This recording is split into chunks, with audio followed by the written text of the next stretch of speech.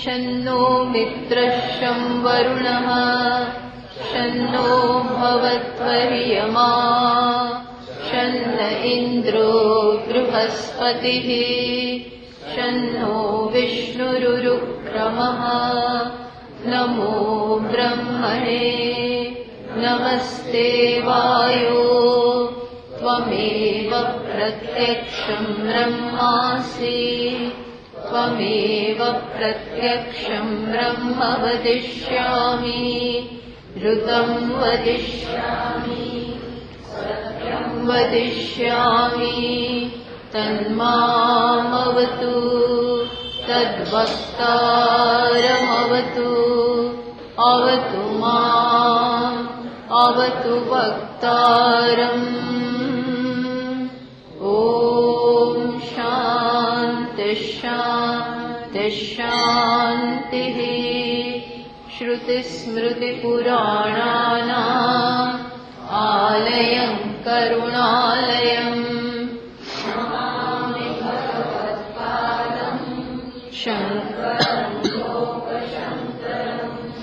शङ्करं शङ्कराचार्यं केशवं बादरायणं सूत्रभाष्यकृतौ वन्दे भगवन्तौ पुनः पुनः। ईश्वरो गुरुरात्मेति मूर्तिभेदविभागिने व्योमवद्व्याप्तदेहाय दक्षिणामूर्तये नमः। सर्ववेदान्तसिद्धान्त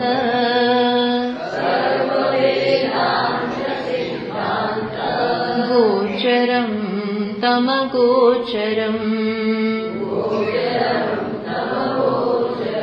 गोविन्दं परमानन्दम्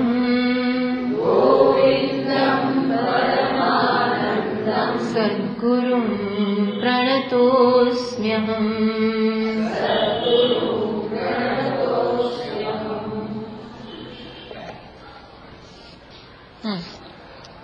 86वां श्लोक थी। शरीर पोषणार्थी सन् य आत्मानं दिदृक्षते ग्राहं दारुधिया धृत्वा नदीं तर्तुं स इच्छति मोह एव महामृत्युः मुमुक्षोर्वपुरादिषु मोहो विनिर्जितो येन स मुक्तिपदमर्हति मोहं जहि महामृत्युम् देहदारसुतादिषु यं जित्वा मुनयो यान्ति तद्विष्णोः परमं पदम् त्वं मांसरुधिरस्नायु मेदो मज्जास्ति सङ्कुलम् पूर्णं मूत्रपुरीशाभ्याम् स्थूलं निन्द्यमिदं वपुः। तो અહીં આ સ્થૂળ શરીર પ્રત્યે આપણી જે આસક્તિ છે એની ચર્ચા ચાલે છે અને ખાસ કરીને એટલા માટે જેથી કરીને એની સાથેની જે આસક્તિ છે એની સાથેનું જે તાદાત્મ્ય છે એમાંથી આપણે મુક્ત થઈએ। તો 86મા શ્લોકમાં કહ્યું શરીર પોષણાર્થી સન યા આત્માનમ દિદૃક્ષતે। તો શું કહે છે? શરીરનું પોષણ, શરીરના પોષણમાં જે રચ્યો પચ્યો છે, આ જ એના જીવનની પ્રાયોરિટી કે આ જ એના જીવનની અગત્યતા હોય કયું? તો કે શરીરનું પોષણ કરવું, એનું લાલન પાલન, બસ એ જ એમાં જ એ ખોવાઈ ગયો છે. આવું જો એના જીવનનું એટીટ્યુડ હશે તો પછી શું છે, સાથે સાથે એની જે બીજી કદાચ ઈચ્છા હશે, કઈ ઈચ્છા, આત્માનમ દિદૃક્ષતે, આવું કરતા કરતા દેહમાં આટલી તીવ્ર આસક્તિ સહિત જો આત્માને જોવાની ઈચ્છા કરી રહ્યો હશે તો શું થશે, ગ્રાહમ દારુદિયા ધૃત્વા નદીમ તરતુમ સ ઈચ્છતી. એ કોના સમાન છે, તો કે જે નદી પાર કરવા ઈચ્છે છે, પણ નદી પાર કરવા માટે એને સાધન શું પકડ્યું, મગરમચ્છને લાકડું સમજી કે તરાપા સમજી અને એને પકડ્યું છે.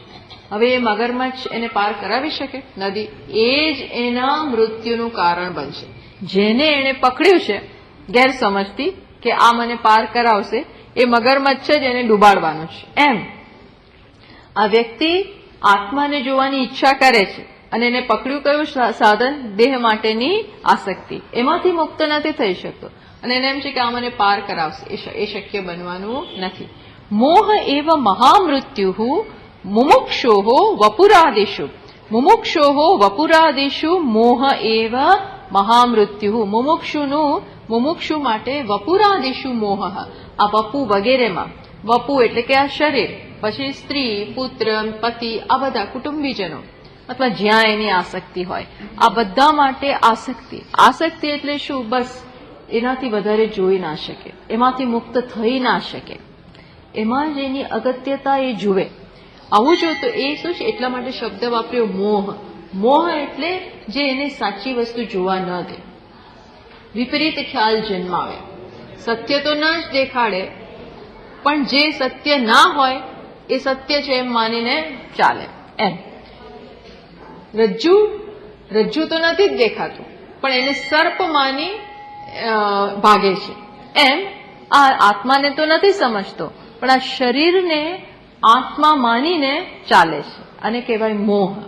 મોહ છે ને, તમારી આંખમાં એક પડળ આવી જાય, અથવા આપણે પાટા બાંધ્યા હોય અને પછી કેવા ફાંફા મારીએ, એ પ્રકારનું છે.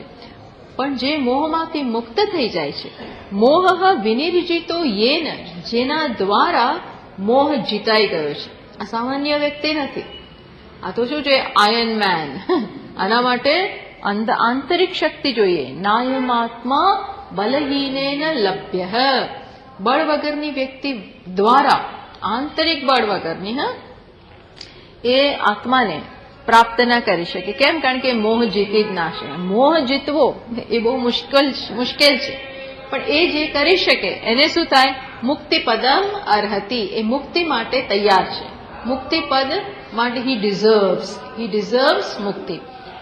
મોહ જેહી મહામૃત્યુ, એટલા માટે ભાષ્યકાર કહે છે આ મોહ જે મૃત્યુ છે, મોહ અને મૃત્યુમાં તફાવત નથી. મોહ તને મૃત્યુ તરફ લઈ જશે, એમાં કોઈ શંકાને સ્થાન છે નહીં. તો ભાષ્યકાર કહે છે દેહ દાર સુતાદિશુ, આ દેહ દારા એટલે પત્ની, સુત પુત્ર, સ્ત્રી હોય તો પતિ માટે, પુત્ર માટે, મા બાપ માટે, જ્યાં પણ ધન માટે, સત્તા માટે, કીર્તિ માટે, જ્યાં આસક્તિ છે, બસ એ જ મૃત્યુ છે, તો છોડી દે. યમ જીતવા મુનય, એને જો જીતી લઈશ અથવા જે જીતી લે છે, યાંતિ તદ વિષ્ણોહો પરમમ પદમ, એ જ વિષ્ણુના પરમ પદને, આત્માને પ્રાપ્ત કરી શકે છે. પછી બતાવે છે હવે કે આ દેહમાં આટલી જે આસક્તિ છે શું ભાઈ, તું કેમ આસક્તિ રાખે, જોતો ખરો કે છે શું, ત્વંગ માંસ રુધિર સ્નાયુ મેદ મજ્જા અસ્થિ સંકુલમ. આ શેનું સંકુલ છે, આ શેનું સ્થાન છે, તો કે આ 7 વસ્તુનું સ્થાન છે. બહારથી નથી દેખાતું, બહારથી તો સરસ દેખાય છે, પણ અંદર, એટલે કોઈ પણ વસ્તુ એની ફેસ વેલ્યુ ઉપર ના લેવી, જરા અંદર ઉતરવું. બહારથી કે છે ને, ડુંગરા દૂરથી રળિયામણા, લાગે એટલું સરસ, પણ ત્યાં જઈને જુઓ તો ખબર પડે કઈ રહેવાય નહીં ભાઈ. એવી ઠંડી, શિયાળામાં એવી ઠંડી, ઉનાળામાં ગરમી, અને વરસાદમાં સખત વરસાદ. કોઈ સિઝનના આપણે સહન ના કરી શકીએ. આ તો બધું દૂરથી બહુ સરસ, હિમાલય, એ ત્યાં રહેવા માટે એવું શરીર જોઈએ. ટૂંકમાં અહીંયા તો આપણે માત્ર અત્યારે તો એમ વાત કરીએ છીએ, જે દેખાય એવું હોતું નથી. બહારથી એવું દેખાય છે, પણ અંદર આ ભરેલું છે.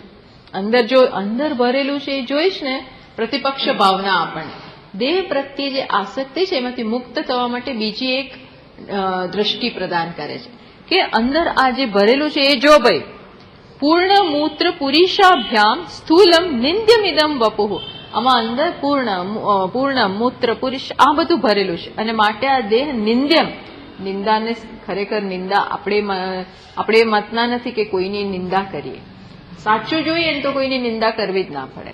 આ તો આપણો એક તો અવિવેક અને પછી આને વાંક આપીએ કે તે જ આમ કર્યું તે જ આમ કર્યું. પણ તો તમને ખબર નહોતી અમે શું છીએ?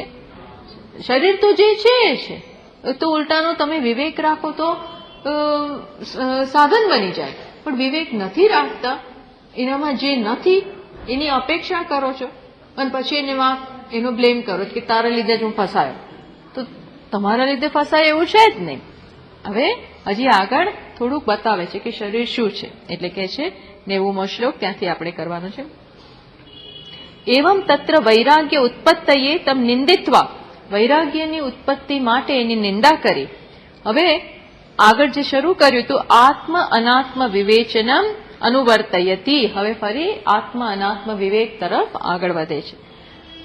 એટલે કે છે પંચીકૃતેભ્યો ભૂતેભ્યઃ સ્થૂલેભ્યઃ પૂર્વકર્મણા સમુત્પન્નમિદં સ્થૂલમ ભોગાયતનમાત્મનઃ અવસ્થા જાગરસ્તસ્ય સ્થૂલાર્થાનુભવો યતઃ. શું છે? પંચીકૃતેભ્ય ભૂતેભ્ય સ્થૂલેભ્ય પૂર્વકર્મણા. પંચી જે આગળ આ વાત થોડી આવી ગઈ, પણ એ વખતે ખરેખર પંચમા ભૂતો પંચીકરણની પ્રક્રિયામાંથી પસાર નહોતા થયા ત્યારે આપણને વાત કરી હતી. ખરેખર એ હજી તન્માત્રાના રૂપમાં હતા, પણ હવે ચોખ્ખો શબ્દ વાપર્યો પંચીકૃતેભ્ય ભૂતેભ્ય. જે પંચમહાભૂતો આકાશ, વાયુ, અગ્નિ, જળ અને પૃથ્વી ખરેખર પંચીકરણની પ્રક્રિયામાંથી પસાર થયા તન્માત્રાઓ અને આ સ્થૂળ રૂપમાં આવ્યા. કારણ કે જ્યાં સુધી તન્માત્રા રૂપે હોય ત્યાં સુધી હજી સ્થૂળ શરીર આવી ના શકે, પણ જ્યારે પંચમહાભૂતો તન્માત્રા એટલે સૂક્ષ્મ અવસ્થામાં હોય અને પછી એક એ બધા ભેગા થાય, અડધો ભાગ બધા પંચમહાભૂતો તન્માત્રા રૂપમાં હોય, એના બે ભાગ કરવામાં આવે, એક ભાગ બાજુમાં રાખી મૂકવામાં આવે અને બીજા ભાગના 4 ભાગ વળી કરવામાં આવે. 4 ભાગ થઈ ગયા. ધારો કે ચલો ફરી આપણે વાત કરીએ આકાશ, તો આકાશના 2 ભાગ કર્યા, એક ભાગ બાજુમાં મૂકી દીધો, પછી બીજા ભાગના વળી પાછા 4 ભાગ કર્યા અને એમાંથી એક લઈ અડધો ભાગ લઈ અને બીજા જે 4 મૂકી એવું બધા સાથે કર્યું, અગ્નિ, વાયુ, જળ, પૃથ્વી, અને બધામાં અડધા ભાગમાં 1/4 ભાગ વાયુનો, 1/4 ભાગ અગ્નિનો, 1/4 જળ, 1/4 પૃથ્વી અને આકાશનો કેટલો? અડધો ભાગ. આકાશના અડધા ભાગમાં આ 1/4 બીજા બધા ભાગ ભેગા કર્યા અને પછી જે તૈયાર થયું એને શું કહેવાય? સ્થૂળ આકાશ. એ કયું આકાશ થયું? હવે સ્થૂળ આકાશ. હવે આકાશ તૈયાર થઈ ગયું, પણ આકાશમાં એકલું આકાશ છે ના, બધું ભેગું થયું. આને કહેવાય પંચીકરણ. એ જ પ્રકારે વાયુના 2 ભાગ, તન્માત્રા રૂપે વાયુના, અને એમાં પછી આ બધા ભેગા કર્યા. એમ કરી જેને આપણે આકાશ કહીએ છીએ એમાં એકલો આકાશ નથી, મેજર પાર્ટ આકાશનો, પણ સૂક્ષ્મ બીજાનો ભાગ પણ છે. એમ વાયુમાં પણ મેજર પાર્ટ વાયુનો, પણ એમાં બીજા 4 પણ ભળેલા છે. આવી રીતે જે 5 મહાભૂતો તૈયાર થયા એને સ્થૂળ કહેવાય. એ તૈયાર થઈ ગયા પછી એમાંથી શું બન્યું? આ શરીર. પછી આ શરીર બને. તન્માત્રા રૂપમાંથી સ્થૂળ શરીર ના બને, સ્થૂળ શરીર ના બને. ઇન્દ્રિયો વગેરે બને પણ સ્થૂળ શરીર ના બને. ઓકે. અને પદાર્થો પણ બન્યા. આ બધા પદાર્થો જે જગતના છે એ પણ સ્થૂળ પંચમહાભૂતોમાંથી જગતના પદાર્થો બન્યા અને આ સ્થૂળ શરીર બન્યું. અત્યારે શેની ચર્ચા ચાલે છે? સ્થૂળ શરીરની. એટલે કે છે આવી રીતે પંચીકૃતેભ્ય ભૂતેભ્ય સ્થૂલેભ્ય પર સ્થૂળ પંચમહાભૂતોમાંથી આ શરીર બન્યું, સ્થૂળ શરીર બન્યું. કઈ? પૂર્વ કર્મણા. કેવી રીતે? પૂર્વ કર્મોને આધારિત. કારણ કે બધાના શરીર સરખા નથી, બધાની એક જ જગ્યાએ જન્મ નથી થતો, બધાની ચામડી સરખી નથી, બધાનું વાતાવરણ સરખું નથી. એટલે કયું ફેક્ટર આમાં કામ કરી જાય છે? પૂર્વ કર્મો. એટલે આગળ શબ્દ લે સમુત્પન્નમિદમ સ્થૂલમ. બહુ સારી રીતે, કારણ કે શરીરમાં જે છે તમને પ્રાપ્ત થાય છે એ નક્કી કરનાર કોણ છે? પેલા કર્મો. પેલા કર્મ નક્કી કરે છે. એટલે કહ્યું કે આ કર્મને આધારે મસાલો તો બધે સરખો છે, પણ કર્મ એમાં વધઘટ કરશે કર્મો પ્રમાણે. એટલે કે સમુત્પન્નમ ઇદમ સ્થૂલમ. એ રીતે આ સ્થૂળ શરીર બહુ સારી રીતે સમુત્પન્નમ એટલે પૂર્વ કર્મને ધ્યાનમાં રાખીને ઈશ્વર બનાવે. તમારી જેવી માંગણી હોય એવું બને. આપણી માંગણી એટલે આપણે કર્મો કરેલા છે, ઈચ્છાઓ સેવેલી છે, એને ધ્યાનમાં રાખી અને ભગવાન કે લે તારા માટે આ. આપણે જેમ કપડા સીવડાવીએ ટેલર પાસે, દરજી પાસે, તો કે બધા કપડા સરખા ના સીવે. આપણે કહીએ કે ભાઈ ગોળ ગળું કર, વી ગળું કર, ફલાણું કરું કર. ટૂંકમાં આપણી ડિમાન્ડ અનુસાર, આપણે જે મટીરિયલ આપ્યું હોય એને અનુસાર એ આપણું કપડું સીવે છે. એમ આપણા કર્મો, આપણી વાસનાઓ, એનું એડજસ્ટમેન્ટ કરી અને ભગવાન આ શરીર બનાવી આપે છે. મસાલો પંચમહાભૂતો, but designed keeping in mind આપણા કર્મોને ધ્યાન. એ ટેલરિંગ એ પ્રમાણે થાય છે. એટલે સમજ લખ્યું આગળ ઉપસર્ગ લાગે સમુત્પન્નમ. સમુત્પન્નમ આ ધ્યાનમાં રાખીને ઉત્પન્ન કર્યું, સાદું ઉત્પન્ન કર્યું. શું જોઈએ ભાઈ તારે? લે શું જોઈએ છે અમને પૂછતા નથી. હા, પણ આપણે માંગણી કરી છે, પછી આપણે ફસાઈ ગયા છે. માંગણી કરીને ફસાઈ ગયા છે. પછી તો હવે ચોઈસ. માંગણી કરીએ એટલે ઈચ્છાઓ સેવી, કર્મો કર્યા, અને આપણને ખબર નથી કે આનું કાલે શું રિઝલ્ટ આવશે. એ રીતે થયું છે. પછી હવે આ શરીરને શું કે ભોગ આયતનમ આત્મનઃ. આત્મનઃ એટલે આત્મા માટે, ષષ્ઠી વિભક્તિ છે. આત્મા માટે, આત્મનઃ ભોગ આયતનમ. ભોગ આયતનમ બીજી વિભક્તિ, એનું ભોગનું સાધન, ભોગ માટે રહેવાનું સ્થાન. જુઓ, આપણે અહીં બધું કરવું છે, ભોગ ભોગવવા છે અને નવા કર્મો કરવાના. એના માટે કંઈક આપવું તો પડે ને. ક્યાં રહીને કરશો? આપણે કહીએ ને કે મારે ભાઈ આટલા કામ કરવા છે, તો અહીં બેસીને કરો. અથવા આપણને ઘર આપવામાં આવે, બધું ટ્રાન્ઝેક્શન કરવું હોય તો એક ઓફિસ આપવી પડે. સ્થાન તો ભાઈ આપો. આપણે તમને ખ્યાલ હોય તો મોટો ફેર થવાનો, ઇન્ડસ્ટ્રીયલ ફેર થાય કે મેળો થાય, તો આપણે આપણી વસ્તુઓ બતાવવી હોય, વેચવી હોય, તો આપણે સ્ટોલ લેવો પડે. અને સ્ટોલ પણ મેળામાં આપણને ક્યાં આપે એ બધું આપણે પૈસા આપીએ એ પ્રમાણે એકદમ એન્ટ્રાન્સમાં આપે, કોકને છેલ્લો આપે, એવું બધું હોય. તમે જેવા પૈસા ખર્ચો એ પ્રકારે તમને સ્ટોલ મળે. પણ વેચવા માટે કઈ રસ્તે ઉભેરા ના થાય, તમારે આમાં લેવો પડે એક જગ્યાએ. એમ આજે ભોગ ભોગવવા છે, બધું કરવું છે, એના માટે ભોગ આયતનમ. જુઓ, હવે શું બતાવતા જાય છે? આ આયતન છે, તું નથી. આ ઘર છે, તું નથી. આત્મનઃ ભોગ આયતનમ. આત્મા માટે ભોગ આયતનમ, એને ભોગને ભોગ ભોગવવા માટેનું સ્થાન. અને એ શું કહેવાય છે? આ એક અવસ્થા. અવસ્થા જાગરત તસ્ય. આ જીવાત્મા માટેની જ્યાં ઇન્દ્રિયો દ્વારા એ જગતનો સંપર્ક કરે છે, એ અવસ્થાને શું કહેવાય? જાગૃત. હવે બતાવે છે કે આ સ્થૂળ શરીરમાં વિશેષતા શું છે? જાગૃત. એટલે હવે બતાવશે કે સ્વપ્નની શું વિશે. 3 પ્રકારના જુદા આપણે ભોગ ભોગવીએ આ સ્થૂળ શરીરમાં. સ્થૂળ શરીરમાં નહીં, પણ સ્થૂળ શરીર દ્વારા મુખ્યત્વે સ્થૂળ અનુભવો થાય.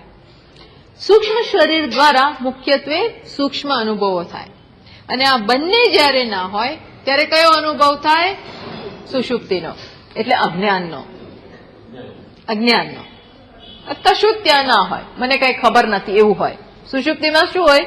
મને કઈ ખબર નથી, કશું ખબર જ ના હોય. તમસનો પડદો, કમ્પ્લીટ ડાર્કનેસ. 3 જુદા જુદા અનુભવોમાંથી આપણે પસાર થઈએ છીએ. એટલે અત્યારે કયા અનુભવની વાત કરે છે? સ્થૂળ અનુભવ, જે આપણે કોના દ્વારા લઈએ છીએ? સ્થૂળ શરીર દ્વારા. કોનો? જગતનો. એની અત્યારે વાત થઈ રહી છે. પછી સ્વપ્નમાં આવશે. એટલે આમાં શું બતાવે છે કે જાગ્રત અવસ્થા તું નથી, સ્વપ્ન અવસ્થા તું નથી, સુષુપ્તિ અવસ્થા તું નથી. જેના દ્વારા જાગ્રત અવસ્થા અનુભવ કરે એ તું નથી, જેના દ્વારા સ્વપ્ન અવસ્થા અનુભવે છે એ તું નથી. એમ કરી અને અહીં અનુભવ અને અનુભવનું સાધન ને આત્માથી છૂટા પાડે છે. આ આત્મા અનાત્મ વિવેક ચાલી રહ્યો છે. આપણે શું કહીએ? હું જોઉં છું. એટલે અહીં શું કહે છે? તું નથી જોતો, આંખ જુએ છે. જાગ્રત અવસ્થામાં આપણે કહીએ હું ખાઉં છું, હું બેસું છું, હું બોલું છું, તમે સાંભળો છો. તો અત્યારે શું થયું? હું બોલું છું, હું સાંભળું છું. તો અહીં શું કહે છે? નહીં, આપણને બતાવશે. ઇન્દ્રિયો જુએ છે, ઇન્દ્રિયો બોલે છે, ઇન્દ્રિયો સાંભળે છે, બસ. હું નહીં. આત્મ અનાત્મ વિવેકની વાત ચાલી રહી છે. અને કયા લેવલની? જાગ્રતના લેવલની. હા, એ અવસ્થા જાગ્રત તસ્ય સ્થૂલ અર્થ અનુભવો યતઃ, જેને કારણે જાગ્રત અવસ્થામાં સ્થૂળ પદાર્થોનો અનુભવ થાય છે. એ ચાલે છે. હવે આ શ્લોકમાં એ ચર્ચા આવે છે. એટલે શું કહ્યું? આત્મનઃ જીવસ્ય ભોગાયતનમ, આ ભોગનું એનું સ્થાન છે. કઈ પ્રકારના ભોગ? ભાઈ, જીવ માટે આ શરીરમાં, સ્થૂળ શરીરમાં કયા ભોગ થાય છે? તો કે છે સુખ દુઃખ સાક્ષાત્કાર. અહીંયા શું થાય? સુખ અને દુઃખનો સાક્ષાત્કાર શરીર દ્વારા, સ્થૂળ શરીર દ્વારા. સુખ પણ મળે, દુઃખ પણ મળે. સારું જમીએ, સુખ. સારું દેખીએ, સુખ. અને દુઃખ પણ થાય. ચાલતા ચાલતા પડી ગયા, કંઈક આંખમાં પડી ગયું, કંઈક પણ. એટલે સુખ દુઃખ બંનેનું સાક્ષાત્કાર ક્યાં થાય? આ સ્થૂળ શરીરમાં. એટલે કે છે ભોગનું આયતન એટલે આ બંને.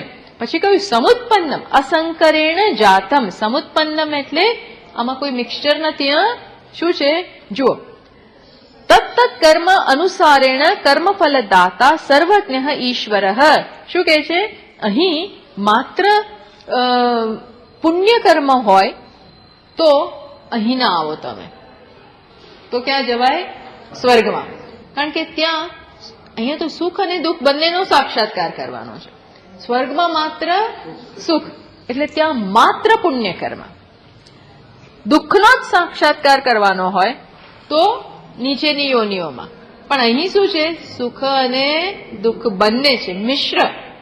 અને એ પ્રકારના કર્મો.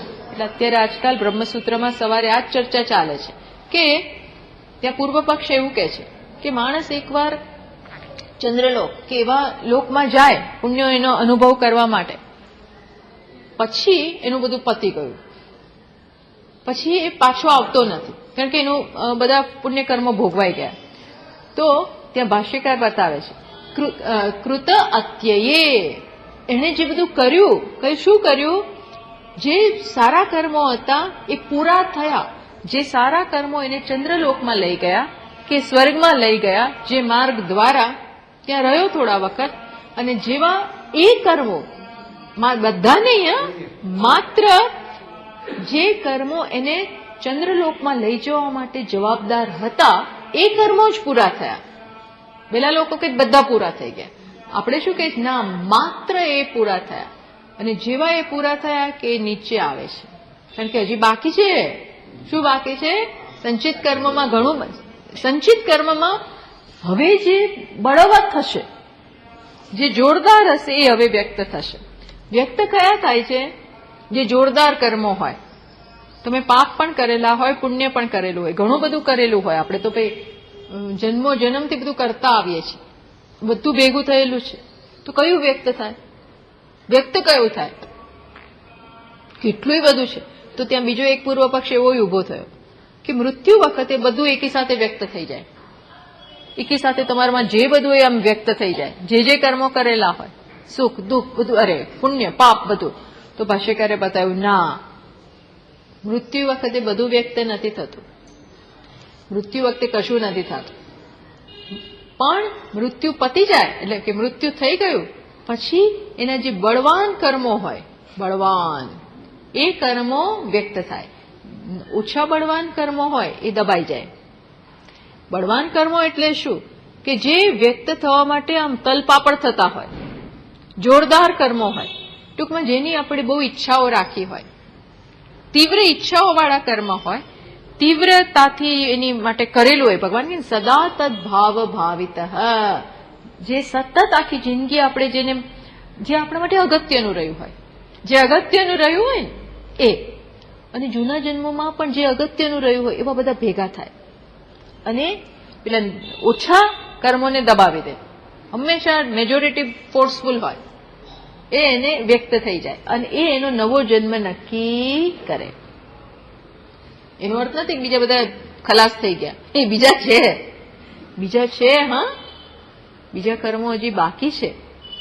એટલા માટે જ્ઞાન બહુ જરૂરી બને છે કે આ તો તમારો છેડો છોડવાનો જ નથી. જે અંદર એકાઉન્ટમાં પડ્યા છે, કરેલા છે, એ છોડશે નહીં. એ કેમના, એ તો એ ઝીણામાં ઝીણું કર્મ કરીને રાખ્યું હોય ને, એ આ બળવાન પૂરા થઈ જાય ને એટલે ધીરેકથી પોતે કે હું છું હજી જતું નહીં રે. પૂર્વ પક્ષ કે છે એ તો દબાઈને નીકળી જશે. નહીં, એ અત્યારે બોલી ના જ શકતું. ઘણીવાર અમુક લોકોની હાજરીમાં આપણે બોલી ના શકીએ, પણ એ પછી પાછા જતા રહે ને, ધીરેકથી આપણે બહાર આવીએ, ધીરેકથી એમ આ ધીરેકથી બહાર નીકળે પછી એનું કામ કરે. એમ આ જતું નથી એટલે કે છે તત્ત કર્મ.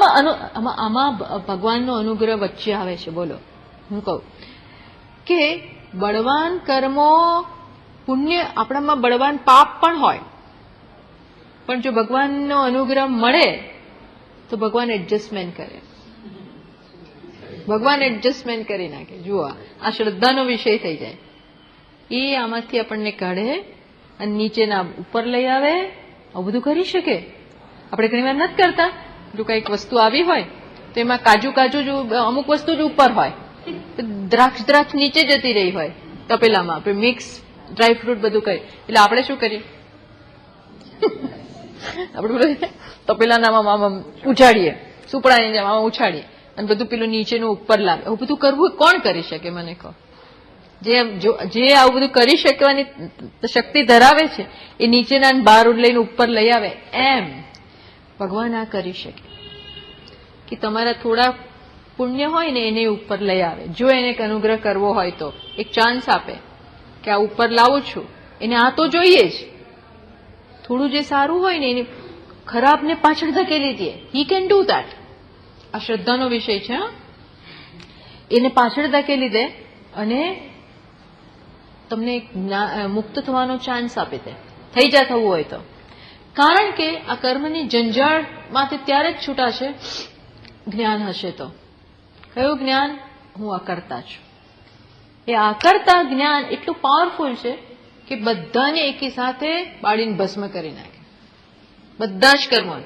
એટલે તમારા પેલા પાપ કર્મો અને જે પણ બીજા બધા હશે એ આ જન્મમાં જ્ઞાનથી બળી શકે, જ્ઞાનથી બળી શકે. તો કે કરવું હોય તો કરી લે. ચાન્સ આપું છું. Opportunity comes once.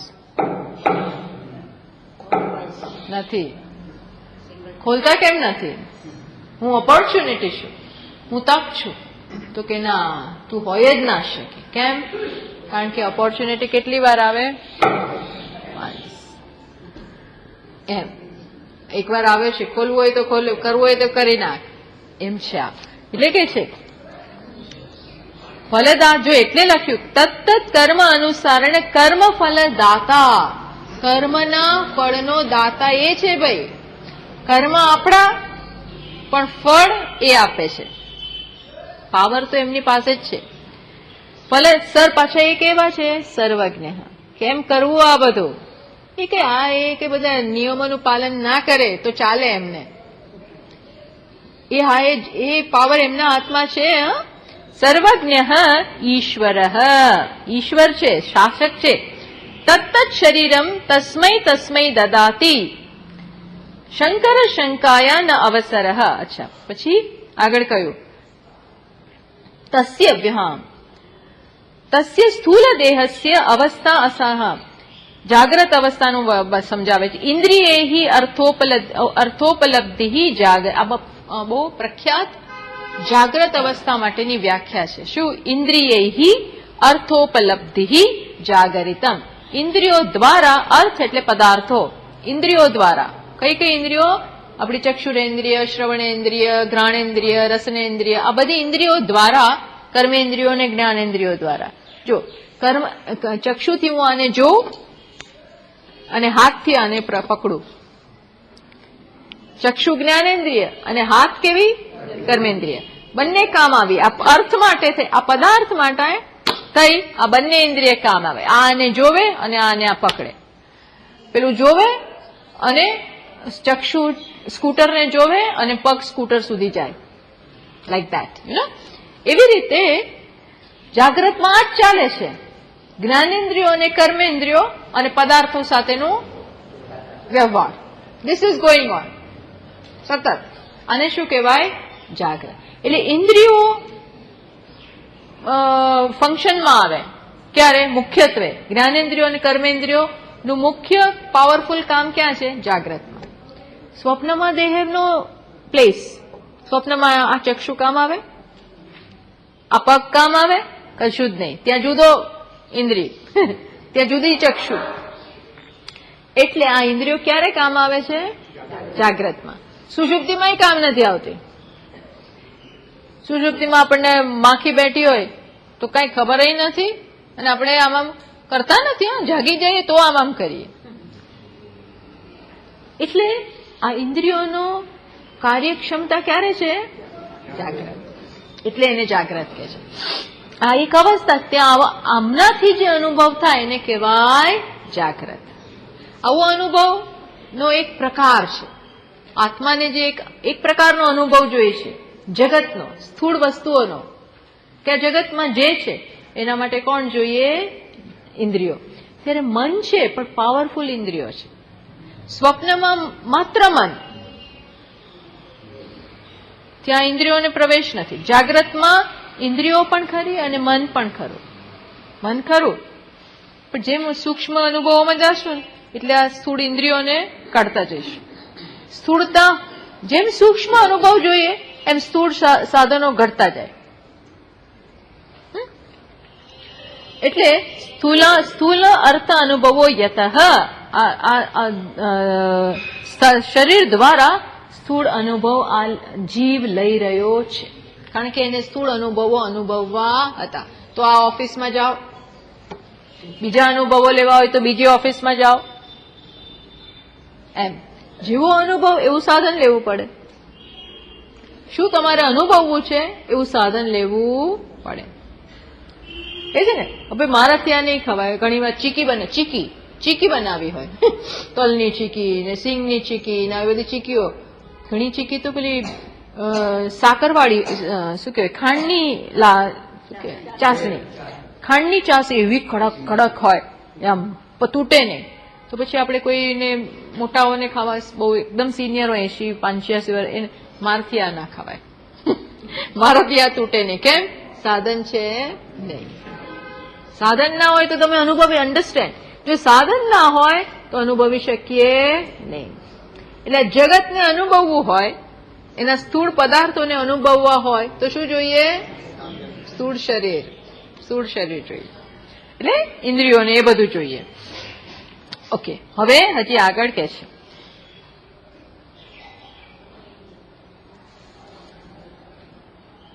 બાહ્યેન્દ્રિય સ્થૂલ પદાર્થ સેવા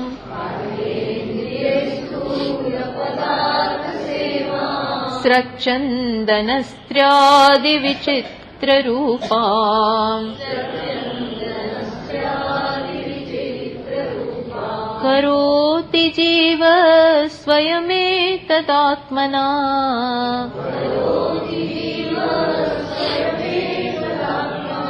तस्मात् प्रशस्तिर्वपुषोऽस्य जागरे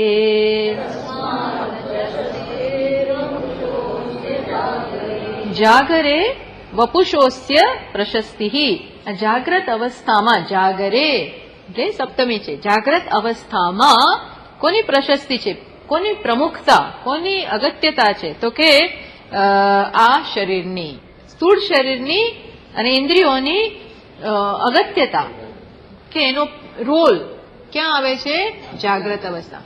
કારણ કે આ જ ઇન્દ્રિયો હોય, સમજો, પણ આપણે સ્વપ્ન જોતા હોય નકામી છે આ જ ઇન્દ્રિયો, પણ આપણે સ્વપ્નમાં ગયા તો કોઈ કામ.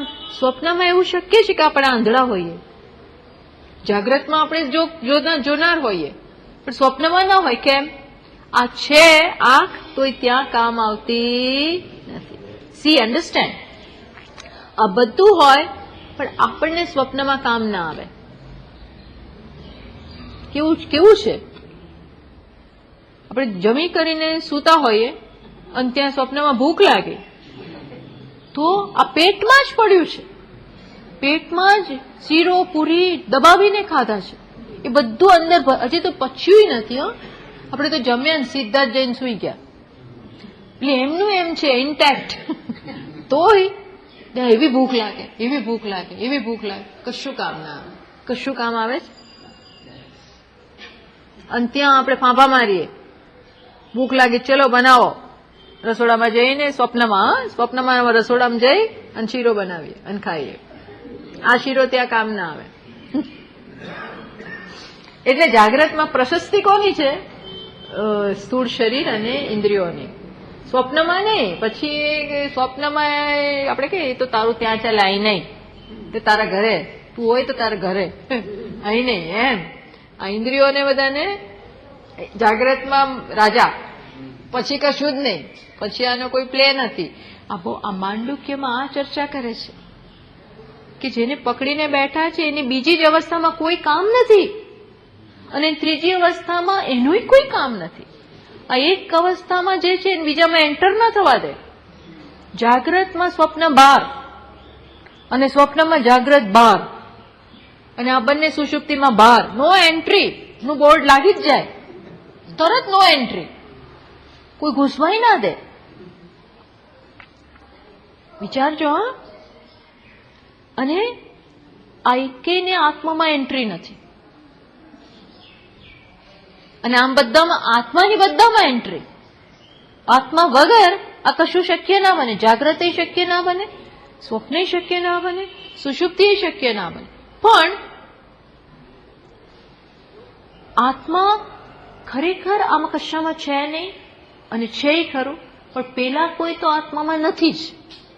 ભગવાન તો મયા તતમિદમ સર્વમ, મારા કારણે બધું, હું બધામાં, પણ ન ચ મત્સ્થાની ભૂતાની, મારામાં કોઈ નહીં. એ વાત સુધી લઈ જશે હવે આપણને ધીરે ધીરે. એટલે કે છે જાગ્રતમાં આ સ્થૂળ શરીરની પ્રશસ્તિ એટલે અગત્યતા છે. બાહ્યેન્દ્રિય સ્થૂલ પદાર્થ સેવા, બાહ્ય સ્થૂળ જાગ્રતમાં શું કરે છે? આ સ્થૂળ શરીર શું કરે છે? ઇન્દ્રિયો દ્વારા બાહ્યેન્દ્રિય સ્થૂલ પદાર્થ સેવા, એટલે ઇન્દ્રિયો દ્વારા સ્થૂળ પદાર્થોની સેવા લઈએ છીએ. ઇન્દ્રિયો દ્વારા પદાર્થોની સેવા લઈએ છીએ એટલે એનો ઉપભોગ કરીએ છીએ. કયા પદાર્થો? ઇન્દ્રિયો દ્વારા કયા પદાર્થો? કે સમગ્ર જગત, પણ અહીંયા મુખ્યની વાત છે. સ્રક, ચંદન, સ્ત્ર્યાદિ. સ્રક એટલે શું કહેવાય? માળા, ચંદન, ગંધ વગેરે બધા ઘ્રાણેન્દ્રિય વગેરેના. સ્ત્ર્યાદિ, સ્ત્રી, પુરુષ, આ બધા ટૂંકમાં જાગ્રતમાં આ વિચિત્ર રૂપામ અનેક, મલ્ટીફેરિયસ. આ તો માત્ર એક બે નામ દીધા. શું નથી આપણે જાગ્રતમાં? આ જગતમાં જેટલું છે એ બધું આપણી તાકાત હોય ત્યાં સુધી અનુભવી શકાય. તાકાત હોય ઇન્દ્રિયોની ત્યાં સુધી અનુભવી શકીએ. જેવી ઇન્દ્રિયો નબળી પડી તો એ પદાર્થો અનુભવી શકાય. બધું જ હોય પણ આપણે ડાયાબિટીસ, ફલાણું, ઢીકડું, આર્થરાઇટિસ, એટલે પેલું ના ખવાય, પેલું ના ખવાય, આ ખાટું ના ખવાય, આ ના ખવાય, તે ના ખવાય, હજારો પ્રોબ્લેમ. એટલે આ ક્યારે? Only when sense organs intact હોય તો. એને કરોતી જીવ, જીવ આ બધાઓની સેવા લે છે, એને અનુભવે છે. વિચિત્ર રૂપા પદાર્થાન કરોતી જીવ સ્વયં એતદ આત્મના. આ જીવ આ આત્મા દ્વારા એટલે આ શરીર દ્વારા આ બધાની સેવા લઈ રહ્યું છે. યથા કશ્ચિદપી લોકે સ્ત્રિયમ ગૃહમ સ્વાત્મત્વેન ન મનુતે તથા મંતવ્ય સ્થૂલ દે અહંતામ સુતરામ ન કાર્યા. એટલે શું કે છે? આ બધો જ સંસાર કોને અત્યારે સ્થૂળ સંસાર કોને આધારિત છે?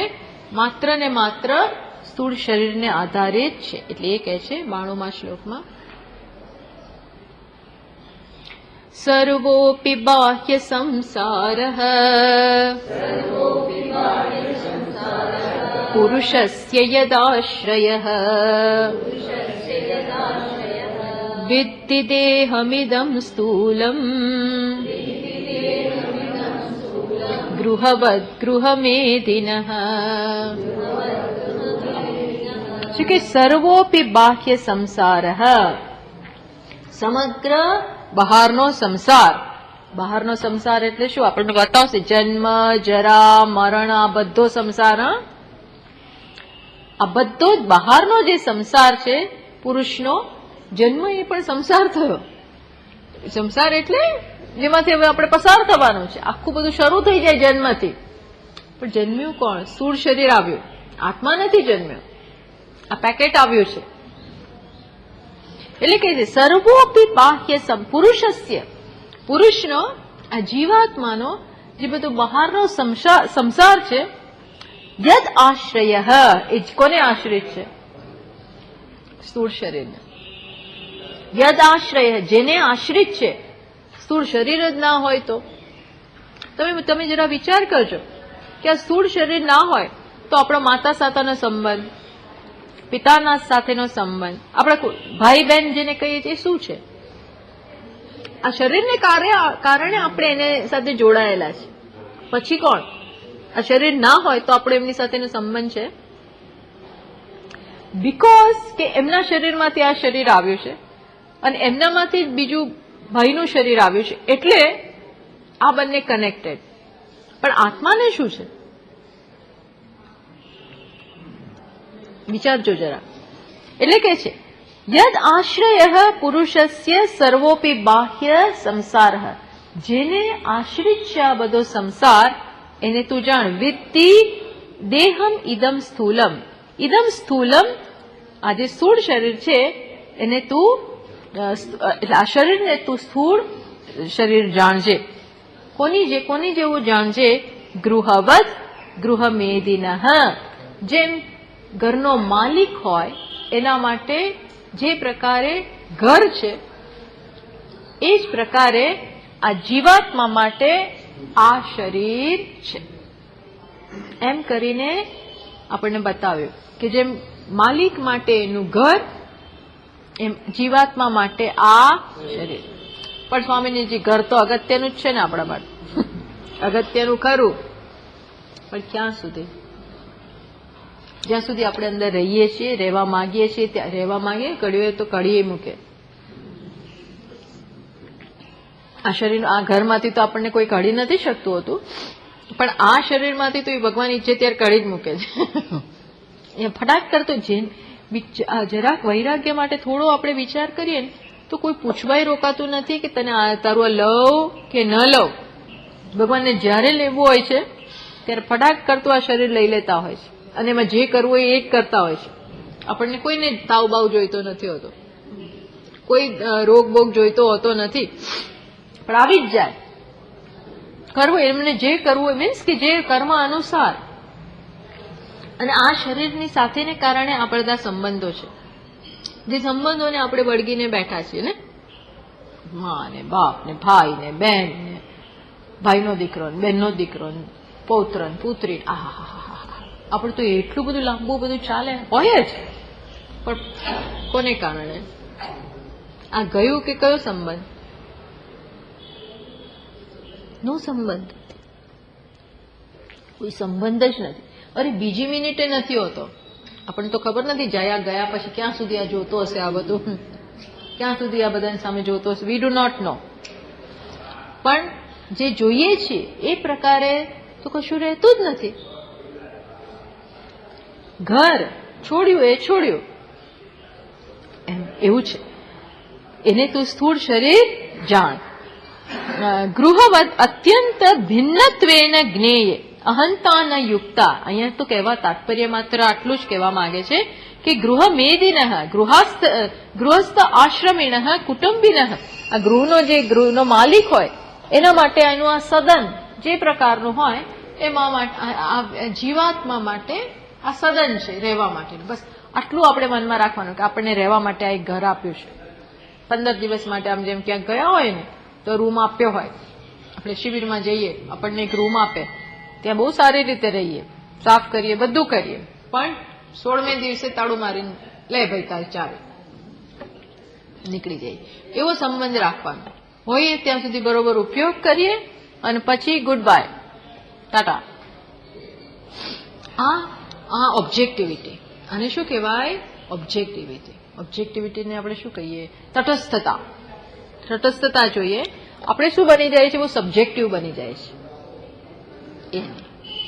સબ્જેક્ટિવ એટલે મારું મારું, હું મારું નહીં, આટલું જ છે.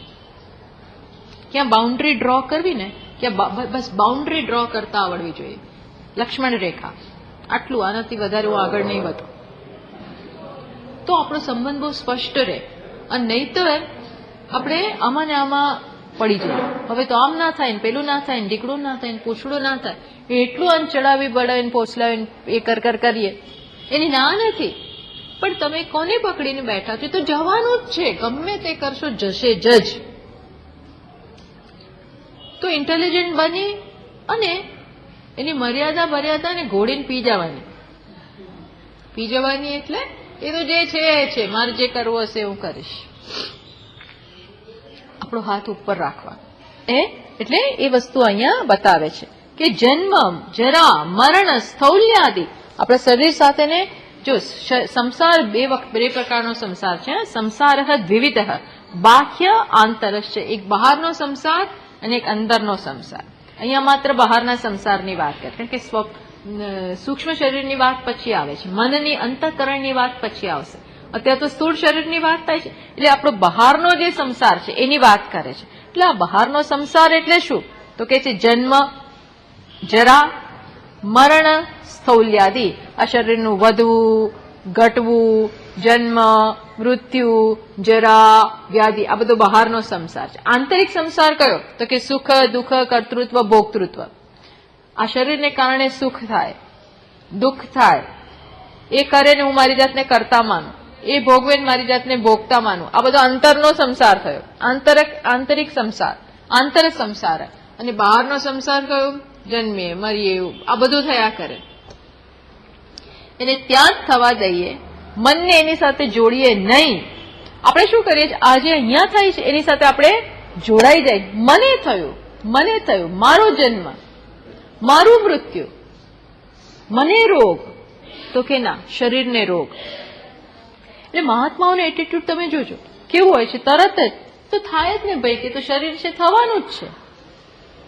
એ ભલભલા સંજોગોમાં એ શું કે શરીરને થાય જ નહીં, તો ભાઈ ક્યાં સુધી આપણે શરીરને પકડી રાખીએ? શરીર તો થવાનું જ છે. એમ સ્પષ્ટ એમના મનમાં હોય છે શરીરને થઈ રહ્યું છે. એનો અર્થ એવું નથી કે શરીર દુખે એટલે આપણને ના દુખે, અને આમ કંઈક કરે એટલે આમ તરત પીડા તો થાય જ, પણ મને નથી થઈ, શરીરને છે. એનો અર્થ એવો નથી કે આપણને દુખે નહીં, પણ આંતરિક પીડા ના જન્મે. એ તો થાય જ ભાઈ. કોઈ ઘરને આપણા તોડે, કંઈક કરે તો એ તો તૂટવાનું જ છે. પણ એનો અર્થ એવો નથી કે મને થયું. આ પેલું અર્થક્વેક થયો તો કડડ ભૂસ થઈને મકાનો આખા પડી ગયા, આપણે નીકળી ગયા બહાર, લોકો નીકળી ગયા, શરીર ઘર પડી ગયું, પણ એ નથી, એને કઈ નથી. જે તૂટી શકે એમ છે એ તો તૂટવાનું જ છે. ધીસ ડિસ્ટન્સ, આ ડિસ્ટન્સ આપણે ક્રિએટ કરી શકીએ એ માટે આ ચર્ચા થઈ રહી છે.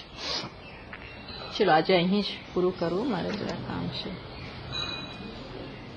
હજી પાછી આ શરીરની જે બધી અવસ્થાઓ છે એની વાત કરે છે. એમાં શું આવે તો કે વર્ણાશ્રમ એ પણ શરીરની, બાળપણ. ચલો માત્ર શ્લોક વાંચીએ, 93મો શ્લોક વાંચીએ.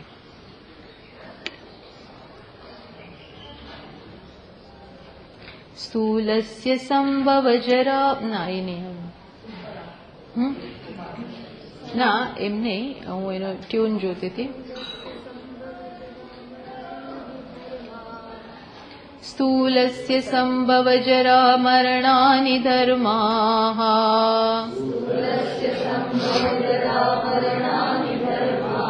स्थौल्यादयो बहुविधा शिशुताद्यवस्थाः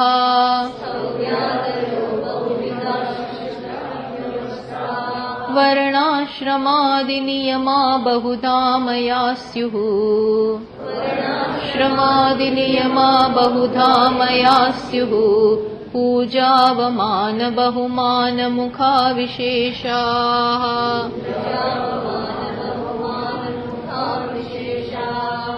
હવે આ બહારનો જે સંસાર કયો ને કે બધો જ સંસાર, બાહ્ય સંસાર આ સ્થૂળ શરીરનો જ છે. તો એ કયો સંસાર? એટલે કે છે સ્થૂલસ્ય સંભવ જરા મરણાની ધર્મા. હા,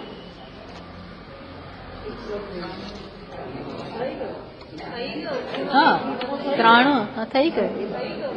93માં સ્થૂળ શરીરને કયા, આ બધા સ્થૂળ શરીરના. જુઓ હવે કઈ વસ્તુ ક્યાં, આ એકાઉન્ટ સેટલ કરવાનો, હિસાબ ચોખ્ખો રાખ, હિસાબની વાત કરે છે.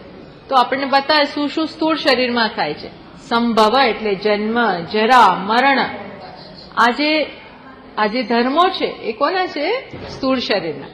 અચ્છા, પછી સ્થૌલ્યાદય, સ્થૂળતા વગેરે, વધવું, ઘટવું, અપચય, ઉપચય, અપચય, આ કાર્શ્ય, આ બધું શૌક્લ્ય, આ બધી વસ્તુઓ ક્યાં છે તો કે સ્થૂળ શરીરમાં.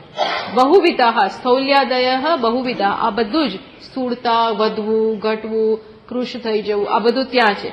પછી અવસ્થાઓ, શિશુતાદિ અવસ્થા.